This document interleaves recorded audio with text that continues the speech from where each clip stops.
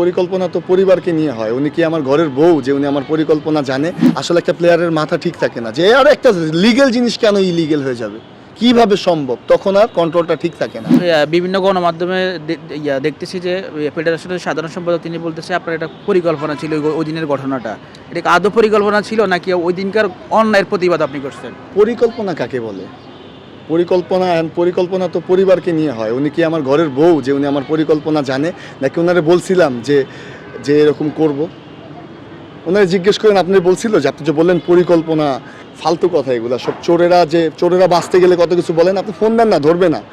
আপনি ফোন দেন, ধরবে না, কারণ তো ওর মনে তো আর সৎ সাহস নেই। আমি যেভাবে কথা বলতেছি ওই কথা বলতে পারবে? অসম্ভব।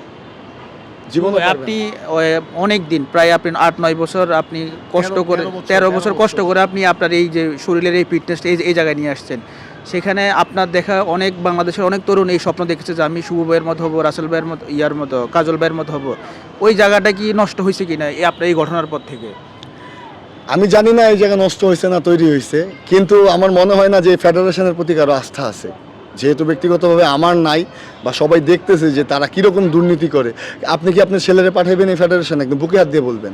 আমার সাথে যে ঘটনাটা হয়েছে এটা জানার পর আপনি কি বলবেন যে বাবা তুই বডি বিল্ডার হ? কখনো বলবেন না। আপনার ফ্যামিলি থেকে বেটা এত বড় আনজাজমেন্ট হয়ে গেলে পোলার লাগান তুই খেলতে যাস বডি বিল্ডিং ছেলেও যদি ইন্সপায়ার হয় বাপ মা কইব যে বিষয়টা হয়ে গেছে। এরকম চোরটা যদি না যায় এ দেশ শেষ। এখানে আর কোনো ভালো কিছু পাওয়ার মানে কিছুই থাকবে না। আর দেশ ইন্টারন্যাশনাল সব অ্যাথলিট হারায় ফেলবে। দেশকে রিপ্রেজেন্ট করার মতো আর কেউ থাকবে না। আপনি নিজে বারবার বলতেছেন যে আপনি ১৩ বছর পরিশ্রম করে এই জায়গায় আসছেন। এই যে ১৩ বছর আপনি খেলোয়াড় সুলভ আচরণের পর ওই দিনকার আচরণটা কি কোনো রকম অপেশাদার মনে হয়েছে আপনার কাছে? শোনেন, একটা খেলোয়াড়ের কাছে কখনো এই ধরনের আচরণ কাম্য না, কিন্তু সাকিব আল হাসান ভাইও তো এরকম একটা কাজ করেছিল। তো উনি তো অনেক ভালো মাপের একজন ক্রিকেটার, একদম ইন্টারন্যাশনাল একজন প্লেয়ার। উনি তো অনেক সম্মানে বড়, ওনার জ্ঞান বুদ্ধি বা বিহেভিয়ার সব কিছুই তো জানেন।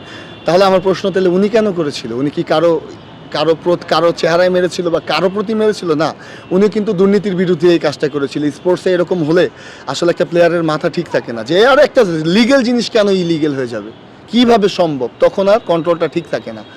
আমি সব দিক দিয়ে এফোর্ট দিলাম, আমাকে আপনারা মজুরি দিবেন না, না, এটা হতে পারে না কখনো। এটা কোনো স্বাধীন দেশের নাগরিকের জন্য এটা শুভকর না। আমার একটাই দাবি যে এই দুর্নীতিবাজ ফেডারেশনকে অবিলম্বে বহিষ্কার করা হোক।